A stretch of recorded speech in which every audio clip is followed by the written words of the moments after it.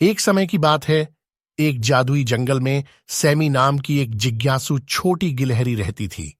Sami की पूंछ चमकीली, झाड़ीदार थी और उसे नई जगहों की खोज करना बहुत पसंद था। एक धूप भरी सुबह पेड़ों के बीच से गुजरते हुए सैमी को सुनहरी पत्तियों का एक चमकता हुआ रास्ता जंगल की ओर जाता हुआ दिखाई दिया। उत्सुक होकर सैमी ने एक पत्ते से दूसरे पत्ते पर छलांग लगाते हुए सुनहरे रास्ते का अनुसरण किया। जैसे ही वह आगे बढ़ा, उसकी मुलाकात ओलिवर नाम के एक बुद्धिमान बूढ़े उल्लू से हुई, जो एक मजबूत शाखा पर बैठा था। ओलिवर ने सैमी को मंत्रमुग्ध एकोन के बारे में बताया, एक पौराणिक खजाना जो इसे खोजने वालों को शुभकामनाएं देता है। मंत्रमुग्ध बलूत का फल खोजने के लिए दृढ़ संकल्पित सैमी और ओलिवर सेना में शामिल हो गए। उन्हें उफनती धारा पर टूटे फूटे पुल को पार करने और शरारती परियों से पहेलियां सुलझाने जैसी चुनौतियों का सामना करना पड़ा।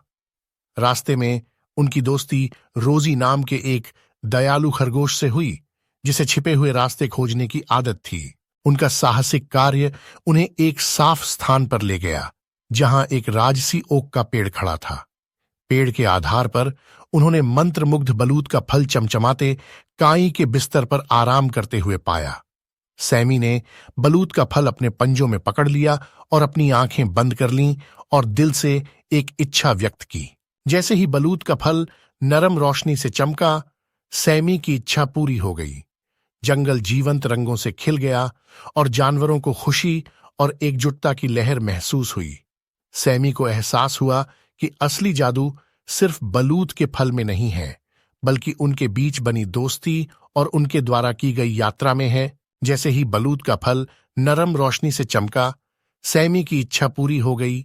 जंगल जीवंत रंगों से खिल गया और जानवरों को खुशी और एकजुटता की लहर महसूस हुई। सैमी को एहसास हुआ कि असली जादू सिर्फ बलूत के फल में नहीं है, बल्कि उनके बीच बनी दोस्ती और उनके द्वारा की गई यात्रा में है।